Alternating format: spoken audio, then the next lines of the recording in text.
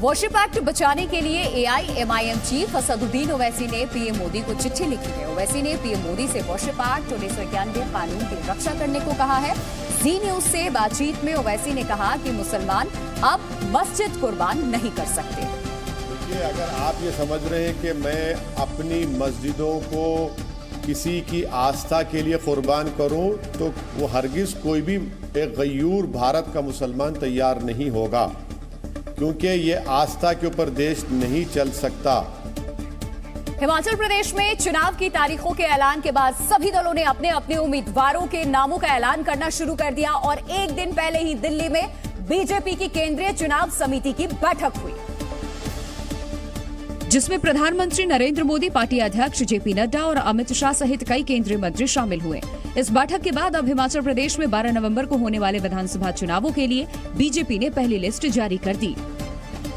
BJP की पहली list में 62 उम्मीदवारों के नामों का ऐलान किया गया, जिसके मुताबिक मुख्यमंत्री जयराम ठाकुर सिराज से और अनिल शर्मा मंडी से मैदान में उतरेंगे। सतपाल सिंह सती ऊना से चुनाव लड़ेंगे। बीजेपी को इस बार पुरानी परंपरा टूटने का भरोसा है, जिससे हर बार सरकार बदलती रही है, लेकिन इस बार जो पुरानी परंपराएं थी वो बदल रही हैं। हिमाचल में लगातार दूसरी बार चुनाव जीतकर इतिहास बनाने के लिए बीजेपी ने एक बार फिर उस प्रयोग को दोहराया है, जिसमें कुछ जीते हुए उम्मीदवारों के टिकट काटकर और सीट बदलकर एंटी इनकम्बेंसी फैक्टर को खत्म किया जा सकता है। बीजेपी की लिस्ट से 3 मंत्रियों और 1 दर्जन विधायकों के नाम गायब हैं।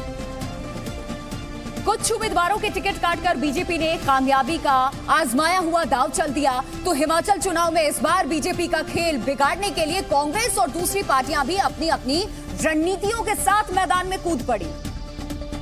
और कांग्रेस ने तो बीजेपी से पहले ही अपने उम्मीदवारों की पहली लिस्ट जारी कर दी। 46 उम्मीदवारों की इस लिस्ट में 13 ऐसे हैं जिनका संबंध राजघरानों से है। हिमाचल प्रदेश के 6 बार मुख्यमंत्री रहे वीरभद्र सिंह के बेटे विक्रमादित्य सिंह को फिर शिमला ग्रामीण निर्वाचन क्षेत्र से, तो पूर्व मुख्यमंत्री रामलाल ठाकुर के बेटे रोहित ठाकुर को जुब्बल कोटकई से टिकट मिला। बात हिमाचल में होगा और वहाँ परिवर्तन का मन बना लिया है वहाँ लोगों ने।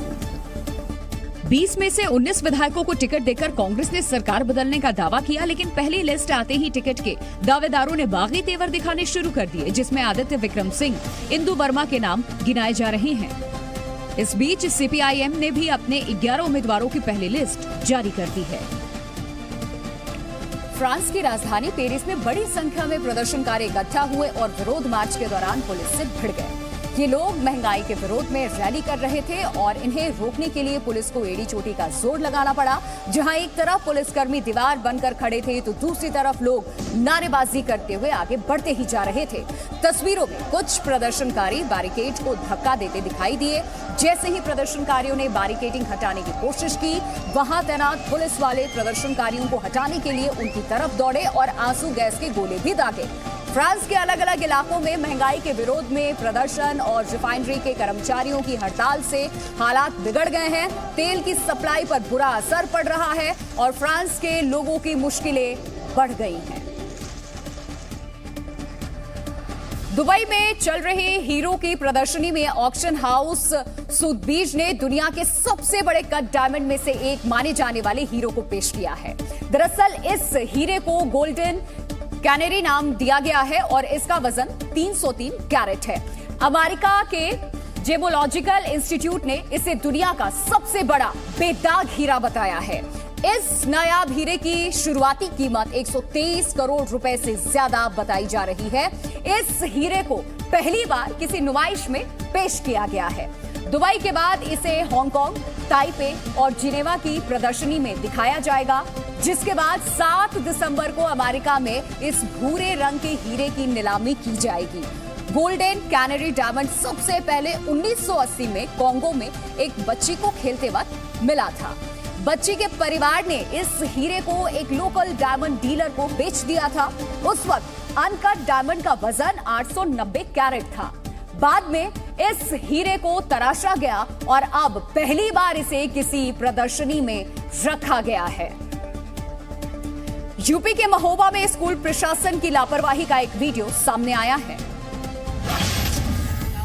उत्तर प्रदेश के महोबा में सरकारी विद्यालय में बच्चों को दी जाने वाली किताबें कबाड़ में बेची जा रही हैं। हैरानी की बात, शिक्षक ही किताबों को कबाड़ में बेचते हुए पकड़े गए। घटना का वीडियो सामने आने के बाद जांच के आदेश दे दिए गए हैं। यूपी के गोरखपुर में भारी बारिश के बाद हालात अब भी खराब बने हुए हैं। गोरखपुर के जड़लही गांव में प्राथमिक विद्यालय पानी में डूब चुका है। वहीं राहत सामग्री न मिलने की वजह से गांव के करीब 5000 लोगों को मुश्किलों का सामना करना पड़ रहा है। फर्रुखाबाद से बच्चों का ई-रिक्शा को धक्का लगाते हुए एक वीडियो वायरल हो रहा है। सड़क खराब होने के कारण बच्चों को मदद करनी पड़ी और रिक्शा को गड्ढों से भरा रास्ता पार करवाना पड़ा। बरेली में स्कूटर को रौंद कर भाग रहे कार ड्राइवर को सांसद ने पीछा करके पकड़ा। बरेली के आंवला जिले के सांसद धर्मेंद्र कश्यप ने काफी देर तक आरोपी का पीछा किया और आरोपी को पकड़कर पुलिस के हवाले किया। उत्तर प्रदेश के मुख्यमंत्री योगी आदित्यनाथ दीपोत्सव की तैयारियों का जायजा लेने के लिए आज अयोध्या पहुंच गए। उन्होंने रामलला के दर्शन किए और अधिकारियों को जरूरी दिशा निर्देश भी दिए, क्योंकि इस बार दीपोत्सव में विश्व रिकॉर्ड बनाने की तैयारी है। 23 अक्टूबर को राम की पैड़ी को 15 लाख दीपों से रोशन करने का नया रिकॉर्ड बनाया जाएगा। खुद पीएम मोदी भी इस पल के साक्षी बनेंगे, इसीलिए सीएम योगी ने राम की पैड़ी पहुंचकर तैयारियों को परखा।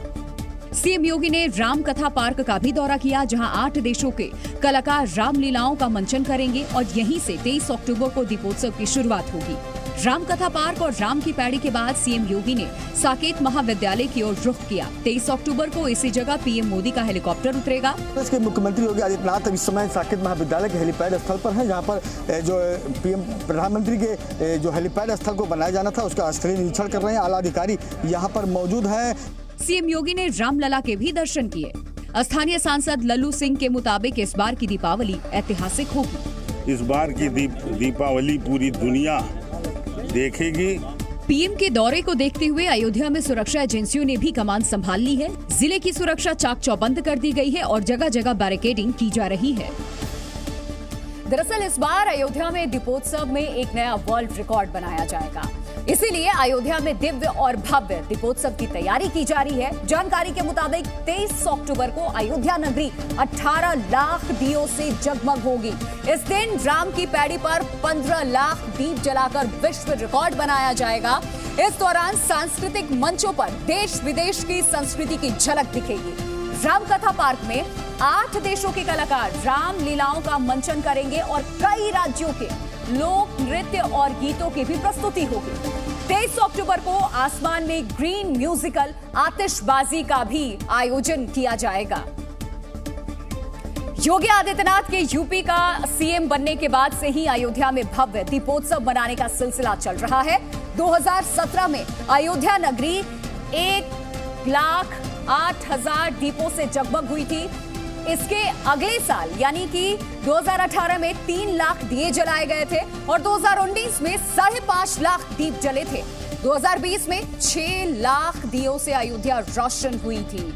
वहीं 2021 में सरयू तट समेत पूरी अयोध्या में 12 लाख दिए जले थे और इस बार 18 लाख दिए जलाने का लक्ष्य रखा गया। और अमेरिका के न्यूयॉर्क में एक बांग्लादेशी रेस्टोरेंट आग की लपटों में घिरा दिखाई दिया। पुलिस के मुताबिक यहां चिकन बिरयानी नहीं मिलने से नाराज एक व्यक्ति ने रेस्टोरेंट में ही आग लगा दी, जिसका वीडियो पास में लगे एक सीसीटीवी कैमरे में रिकॉर्ड हो गया। इससे पहले के वीडियो में एक व्यक्ति बंद हो चुके रेस्टोरेंट के बाहर दिखा। उसने कुछ देर इधर उधर देखा और फिर कैन में भरा पेट्रोल रेस्टोरेंट के शटर पर फेंक दिया। इसके बाद इस व्यक्ति ने नीचे बैठकर पेट्रोल में आग लगा दी। आग इतनी तेजी से भड़की कि उसने आग लगाने वाले शख्स को भी अपनी चपेट में ले लिया। हालांकि वो वहां से भाग निकला। कुछ देर बाद वहां पहुंचे एक आदमी ने आग बुझाने की नाकाम कोशिश भी की। बाद में दमकल की गाड़ियों ने आग पर काबू पा लिया। सीसीटीवी फुटेज की मदद से पुलिस ने रेस्टोरेंट में आग लगाने वाले शख्स को गिरफ्तार कर लिया है। पूछताछ में उसने बताया कि रेस्टोरेंट वालों ने उसे नशे में होने की वजह से चिकन बिरयानी नहीं दी और वहां से बाहर निकाल दिया था। इसका बदला लेने के लिए वो रात में वहां पहुंचा और रेस्टोरेंट में आग लगा दी। ये घटना 14 अक्टूबर की है, जिसका वीडियो न्यूयॉर्क फायर डिपार्टमेंट ने अब जारी किया है।